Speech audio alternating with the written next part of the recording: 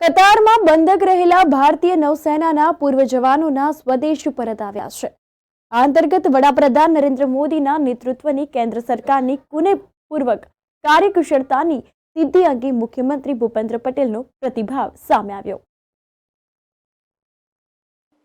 કતારની જેલમાં બંધક રહેલા ભારતીય નૌસેનાના 8 પૂર્વ સૈનિકો વતન ભૂમિ ભારત પરત આવી ગયા છે।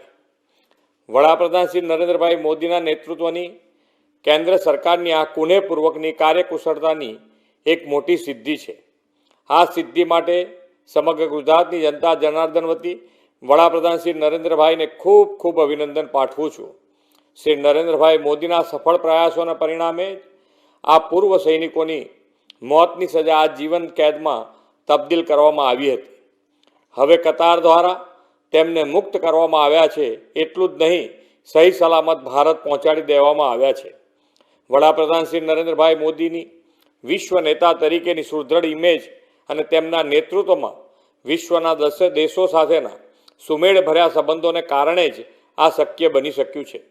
વડાપ્રધાનશ્રીના દિશા દર્શનમાં કેન્દ્ર સરકાર વિદેશની ધરતી પર સંકટમાં ફસાયેલા દરેક ભારતીય નાગરિકો માટે મિશન મોડમાં કાર્ય કરતી સરકાર છે। કતારમાંથી આ 8 પૂર્વ સૈનિકોની સહી સલામત સ્વદેશ વાપસી એ કોઈ પ્રથમ ઘટના નથી।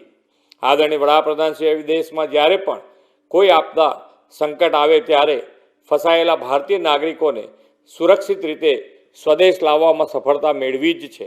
ગયા વર્ષે ફેબ્રુઆરીમાં તુર્કી અને સિરિયામાં આવેલા ભૂકંપની આફતમાંથી ભારતીયોની વતન વાપસીનું ઓપરેશન દોસ્ત અને સુદાનમાં એપ્રિલમાં સેના સંઘર્ષમાં ફસાયેલા ભારતીયો માટે ઓપરેશન કાવેરી સફળતાપૂર્વક પાર પાડ્યું હતું।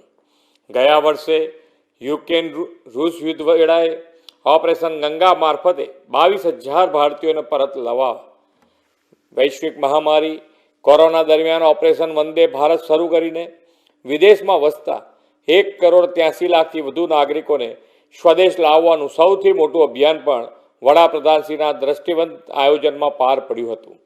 ભારતે હંમેશા પોતાના પ્રત્યેક નાગરિકની જીવન સુરક્ષાને સર્વોચ્ચ પ્રાથમિકતા આપી છે। વિશ્વ નેતા વડાપ્રધાન શ્રી નરેન્દ્રભાઈ મોદીજીની જ વિશ્વના દેશોમાં વસતા ભારતીયોને આ સુરક્ષાની ગેરંટી છે। તેઓ જ્યાં પણ વસતા હોય ત્યાં સંકટ સમયે નરેન્દ્રભાઈ મોદીની સરકાર દરેક ભારતીય સાથે ઊભી છે, સલામત ઘર વાપસી માટે પ્રતિબદ્ધ છે। આજે દેશ અને દુનિયામાં વસતા દરેક ભારતીય નાગરિક, ભારતીય પરિવારોને શ્રી નરેન્દ્રભાઈ મોદીજી પર વિશ્વાસ છે, ભરોસે છે કે તેમના નેતૃત્વમાં સૌ સલામત છે, સુરક્ષિત છે। ફરી એકવાર આદરણીય વડાપ્રધાનશ્રીને આ કુનેહપૂર્વકની મોટી સફળતા માટે અનેક અભિનંદન પાઠવું છું।